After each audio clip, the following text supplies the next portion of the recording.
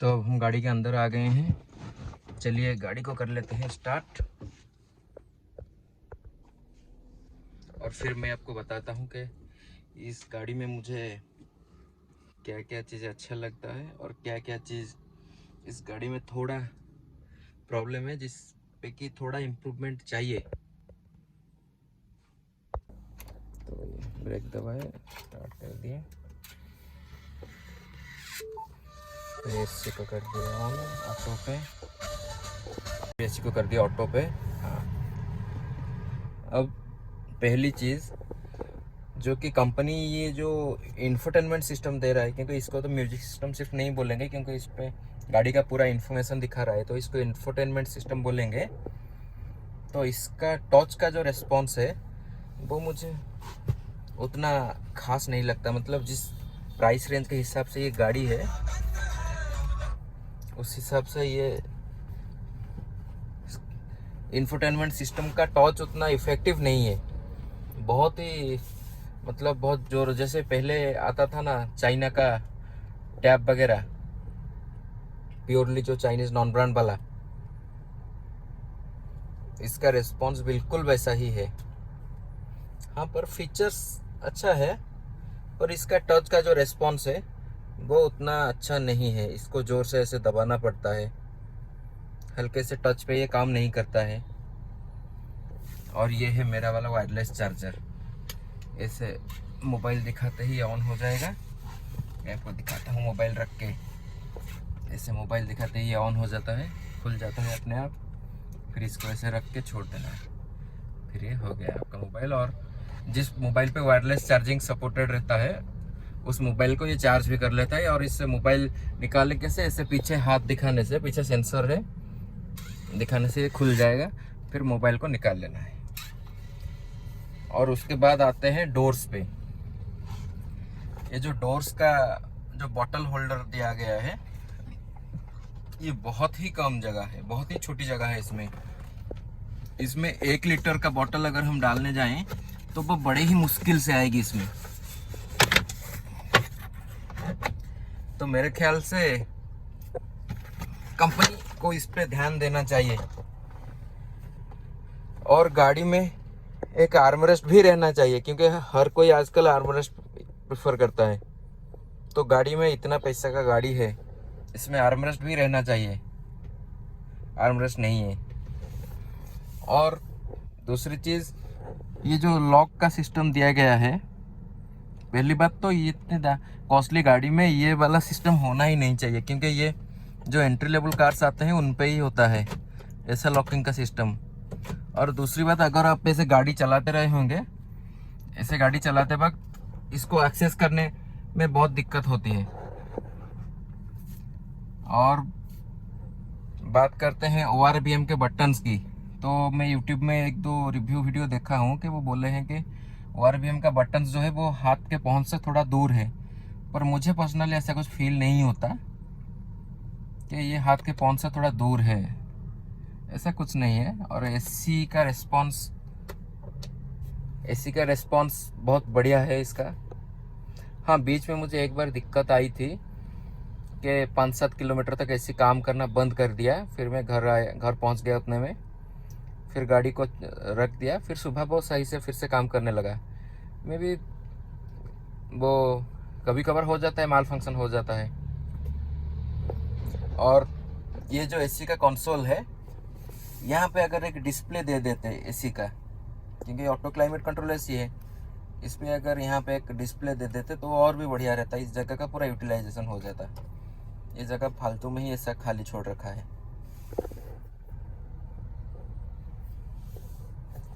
और ये देखिए, मैं ये स्टीयरिंग को लेदर रैप करा रखा हूँ, जो मुझे पर्सनली पसंद है। इसे पकड़ने में ग्रिप भी अच्छा रहेगा और एक स्मूथ टच हाथ को मिलेगा।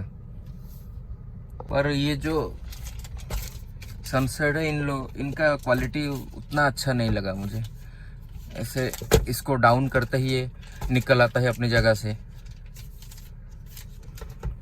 यहाँ पे लाइट वगैरह कुछ दिया नहीं गया है, यहाँ पे एक लाइट होना चाहिए। और क्योंकि ये सेडान गाड़ी है, थोड़ी सी कैबिन स्पेस ज़्यादा रहती है, तो इस गाड़ी में एटलीस्ट 2 लाइट देना चाहिए, एक आगे और एक पीछे। ये जो सेंटर में दे दिया गया है, आगे थोड़ा अंधेरा जैसा होता है और पीछे भी उतना अच्छा विजिबिलिटी नहीं रहता है।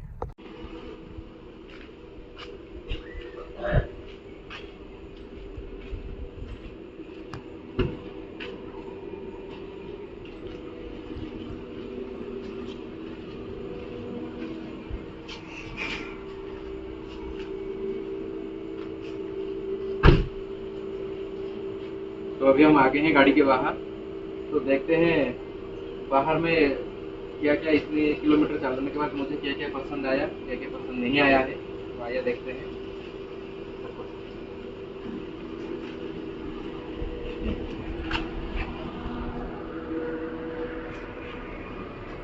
सबसे पहली चीज़, ये जो वाइपर का क्वालिटी, ये तो नेक्सॉन में बढ़िया आता है, पर इसमें क्यों ऐसा क्वालिटी देती है, मुझे वो क्वालिटी वाइज थोड़ा चीप लगा ये दोनों में ही। क्योंकि आफ्टर मार्केट भी जो मिलता है बोस वगैरह का, वो बहुत बढ़िया रहता है। और पर्सनली मुझे व्हील कैप अच्छा लग रहा है, और इस पे जो ब्लू टच है वो गाड़ी जैसे जब पहिया घूमता रहता है तब अच्छा लगता है, बहुत देखने में बढ़िया लगता है।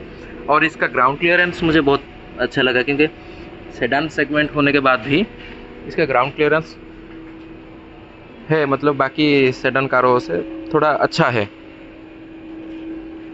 और ख़ास करके इसका टेल लाइट, वैसे क्या होता है जब टेल लाइट 2 पीस रहता है तो एक ग्लो करता है, एक डमी रह जाता है, पर इसमें दोनों ही ग्लो करता है, ये सही चीज़ है।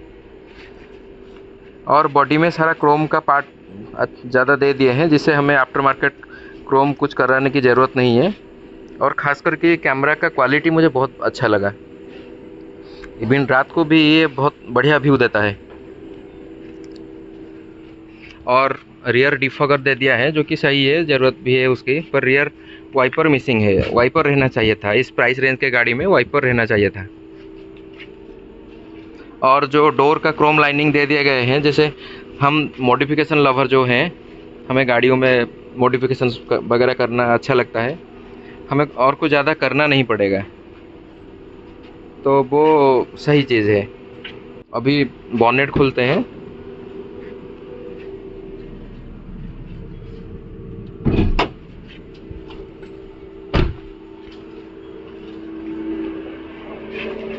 हाँ, उससे पहले है ये हेडलाइट्स। ये जो हेडलाइट्स है वो अच्छा है, मतलब उसका लुक्स वाइज अच्छा है, बहुत बढ़िया लगता है। हाँ, एक और चीज़ मैं जो रात को ड्राइव करते वक्त नोटिस किया हूँ कि लाइट्स, प्रोजेक्टर का ब्राइटनेस बहुत कम है, मतलब बहुत ही कम है। तो कंपनी को शायद एलईडी वगैरह दे देना चाहिए। तो ये है मोटर का कंपार्टमेंट, क्योंकि इसको इंजन कंपार्टमेंट तो नहीं बोल सकते, क्योंकि इसे इंजन है ही नहीं अभी, क्योंकि गाड़ी चल रहा है, एसी चालू है गाड़ी में, तो इसका फ़ैन भी चालू है, आपको आवाज़ भी आ रही होगी फ़ैन की। तो ऐसा है। पर यहाँ पे जो देते हैं, एक कवर देते हैं, वो शायद मेरे ख्याल से इंजन वाले गाड़ी में सिर्फ आता होगा, क्योंकि हीट बॉनेट पे ना जा सके, तो उसी हिसाब से मेरे ख्याल से इसमें नहीं है वो, पर रहता तो थोड़ा प्रीमियम लगता।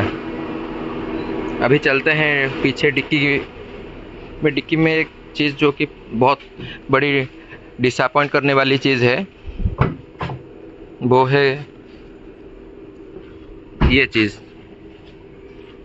यहाँ पे पूरा खाली दे दिया गया है, कुछ कवर कुछ भी नहीं है इसमें, तो वो एक कवर रहना चाहिए। भाई इतना पैसा ले रहे हो गाड़ी में, तो ये तो रहना चाहिए ना, या फिर और 1000-2000 ज़्यादा ले लेते, ये दे देते।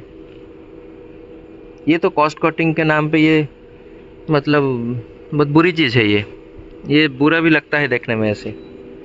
और डिक्की का स्पेस की बात करें तो डिक्की का स्पेस मुझे मतलब ठीक ठाक लगा, कोई प्रॉब्लम नहीं है, अभी तक तो कोई प्रॉब्लम हुई नहीं है डिक्की के स्पेस को लेके। लोग काफ़ी वीडियोस में बताए हैं कि डिक्की का स्पेस इतना कम है, उतना कम हो गया। हाँ, नहीं, कम हुआ है डिक्की में, अगर बैटरी आया है तो डिक्की का स्पेस तो कम हुआ है, पर वो चीज़ मैनेजेबल है, उसमें कोई प्रॉब्लम नहीं है। और ये डिक्की का जो लाइट दिया गया है वो अगर वो भी एलईडी दे दिए होते तो वो और बढ़िया होता। खैर सही है, दे दिया जो। और एक चीज़ मैं आपको दिखाना चाहता हूँ कि काफ़ी वीडियोस में बोल रहे थे कि ये डिक्की जो है इसको ऐसे लॉक करने में थोड़ा मेहनत करनी पड़ती है। वो मेरे ख्याल से क्यों है, क्योंकि यहाँ पे ये जो हिंजेस लगा है ये ऐसे लीवर की तरह ऑपरेट करता है। बाकी गाड़ियों में क्या होता है, सिर्फ दो ही हिंजेस होता है, ऐसे लीवर की तरह नहीं रहता है ये। तो हिंजेस होने से वो आराम से उठ जाता है, पर इसमें क्योंकि ये लीवर की तरह है इसीलिए मेरे ख्याल से शायद ये थोड़ा ज़्यादा ताकत लगानी पड़ती है इसको बंद कराने के लिए। और बेस्ट चीज़ है यहाँ पे नंबर प्लेट के ऊपर एलईडी दे दिया गया है, अच्छी चीज़ है ये। क्योंकि मेरी गाड़ी डुअल टोन है, उसके ऊपर ये शार्क फिन एंटीना भी बहुत बढ़िया लगता है। हाँ, और एक जो गाड़ी का सबसे इंटरेस्टिंग और सबसे लाइकिंग चीज़ है वो है इसका ये जो रियर का ये जो एलईडी बार, ब्रेक दबाने पर ये जो ग्लो करता है, ये सबसे बेस्ट चीज़ है गाड़ी का। और डोर पे यहाँ पे ये प्लास्टिक है, इसके साथ में ये थोड़ा कपड़ा दे दिया गया है, यहाँ पे ये सॉफ्ट टच दे दिया गया है, जिससे कि ऐसे हाथ ज़्यादा देर रखने पर दुखेगा नहीं। पर हाँ, फिर से वही सेम चीज़ कि बॉटल रखने में दिक्कत थोड़ा, और इसको 2-3 इंच ज़्यादा कर लेते तो कितना प्लास्टिक लग जाता। और ये तो ऐसा चीज़ है जिसको हम बाद में कस्टमाइज़ भी नहीं करा सकते, चेंज भी नहीं करा सकते, तो वो थोड़ा डिसअपॉइंट करने वाली चीज़ है। और डोर का थड़ तो आप सुन पा रहे होंगे ना, टाटा के बिल्ड क्वालिटी इससे ही पता चलता है। करते हैं इसके म्यूज़िक सिस्टम की, तो मैं तो आपको पहले ही उसका प्लेयर के बारे में बता दिया था। और स्पीकर्स मुझे पर्सनली बहुत अच्छा लगता है, क्योंकि हम लोग बहुत म्यूज़िक लवर हैं। चारों डोर में स्पीकर, चारों डोर में ट्विटर, ये टाटा ने बहुत बढ़िया किया है। मतलब आफ्टर मार्केट आपको कुछ कराने की ज़रूरत ही नहीं है। और ये जो लीवर ओपन करने के लिए, ये भी मुझे पर्सनली अच्छा लगता है, पर फिर से वही ये देसी जुगाड़ की तरह लगता है। ये ऐसा नहीं लगता है कि आप कोई नेक्स्ट टेक्नोलॉजी गाड़ी चला रहे हैं या खरीदे हैं, क्योंकि ये भी नेक्स्ट जेन गाड़ी ही है ना। तो यहीं पे फिर से टाटा वो डिसअपॉइंट करने वाली काम कर दिया। एक्चुअली ये छोटी छोटी चीज़ों में कितना पैसा जाता है, R&D वालों को सोचना चाहिए। और मिरर अच्छा है, मिरर के ऊपर ये जो इंडिकेटर है ये भी गाड़ी को एक प्रीमियम लुक देता है। और बात करते हैं वाइपर के, ये जो स्प्रे है, जो नोजल है जो पानी छोड़ते हैं ग्लास के ऊपर, वो भी उसका स्प्रे अच्छा है, मतलब स्प्रेड होके पड़ता है, ऐसा नहीं सिर्फ लाइन में ही पड़ेगा, अच्छा है। पर वही फिर से अगर रियर वाइपर दे दिए होते तो और बढ़िया रहता। और फ्रंट या ग्रिल की बात करें तो वो डिज़ाइन भी अच्छा है, सही है। एक्चुअली बेस्ट थिंग ये है कि कभी कभी लगता है कि डिपर से ज़्यादा DRL ग्लो करता है, DRL बहुत ही ज़्यादा ग्लो करता है। और यहाँ पे फॉग लाइट का प्लेसमेंट भी बहुत बढ़िया जगह पे है, ऐसा नहीं कि पूरा नीचे दे दिए। उसका प्लेसमेंट और उसका लाइटिंग भी मुझे बहुत बढ़िया लगता है। ये जो डोर हैंडल पे क्रोम दिया गया है, जिसे और कुछ कराने की ज़रूरत ही नहीं है। तो फ्रेंड्स, ये था मेरा ओनरशिप रिव्यू पार्ट 2 का वीडियो। आगे आगे जैसे ही मैं और कई चीज़ें एक्सपीरियंस करता जाऊंगा, आप लोगों से शेयर करता जाऊंगा अपना खुद का एक्सपीरियंस। तो उन सब के लिए जुड़े रहिए मेरे साथ, मेरे चैनल कनेक्टिंग इंडिया पे। अपना ढेर सारा सहयोग, ढेर सारा प्यार दीजिए मेरे चैनल को। थैंक यू, जय हिंद। तो अभी हम गाड़ी के बाहर हैं। शोरूम से पिलर करू या सेंटरिंग करियो का एटा भी रेकर्डिंग होची कौन स्टार्ट अछि। तो अभी हम गाड़ी के बाहर हैं, देखते हैं इस गाड़ी में